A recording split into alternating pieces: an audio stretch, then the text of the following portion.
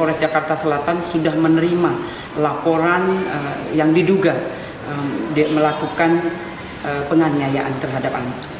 Ya, untuk terlapor sendiri beridentitas, kemudian semua sudah dilaporkan ke Polres Jakarta Selatan, sudah diterima, kemudian sudah diproses.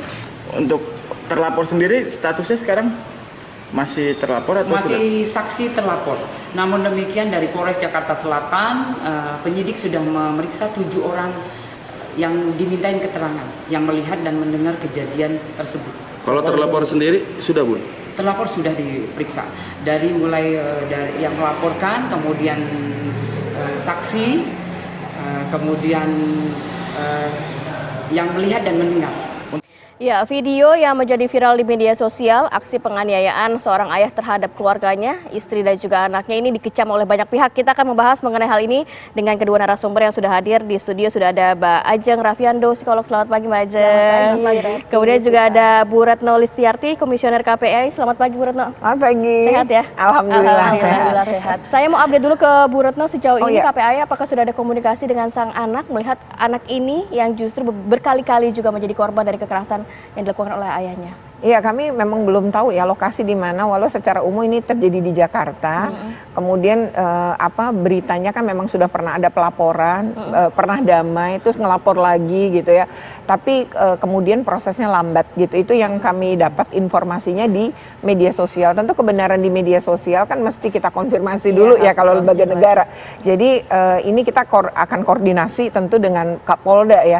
Ini sebenarnya dilaporannya di posisi di mana gitu. Kemudian sejauh apa sebenarnya kalau lapor ya, kalau seorang lapor, perempuan, seorang ibu lapor terjadi KDRT kemudian juga menimpa anaknya, itu biasanya kepolisian langsung menghubungi P2 TP2A untuk pendampingan psikologis selama proses pemeriksaan. Nah ini kan berarti kita juga ingin mastiin ya, udah dipanggil belum, bagaimana pendampingan pada korban dan lain-lain. Nah ini yang saat ini butuh, karena baru kemarin ya viral bangetnya gitu, jadi kami belum berkoordinasi secara intens, paling WA-an ya dengan KPPA, dengan PPA ini. Nah kita akan terus dalami. Belum ya. Nah, ini akan koordinasi rencananya kapan? Tentu yang pertama dengan Polda ya. Ini kejadian wilayah hukumnya di mana, pernah lapor itu di mana. Kapan rencananya? Karena segera ya, tentu dalam minggu ini. Dan kalau kemudian misalnya di wilayah Jakarta Selatan, berarti kan kita ke Polres Jakarta Selatan untuk pendalaman. Nah sekarang nih kita belum melakukan, mungkin insya Allah ya. Ya kalau bisa sih hari ini ya segera koordinasi, karena kita tentu kasihan dengan anaknya gitu ya, dua anak. Memang kalau kewenangan KPI kan pada anak ya, tapi kalau untuk yang ibunya itu nanti bisa dengan pendampingan dengan Komnas Perempuan. Oke, tentu kalau kita bicara atau kita bahas soal kekerasan ini miris ya tentu ya, apalagi kita melihat video yang viral ini. Sebelum ke Bu Retno lagi, saya mau ke Mbak Ajeng. Kalau kita melihat ini kan sekarang kita memutarkan kembali ya video yang sempat viral ini.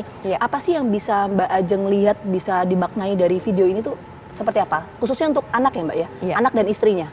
Baik, kalau saya lihat sih sebetulnya memang dari sisi anak bisa jadi kekerasan di dalam rumah tangga ini bukan terjadi baru saja, tapi sudah berlangsung lama. Indikatornya apa? Kita bisa melihat reaksi dari anak yang ada di video tersebut, bagaimana dia bereaksi sama ayahnya, bagaimana ada salah satu anak lagi yang melihat itu reaksinya seperti apa.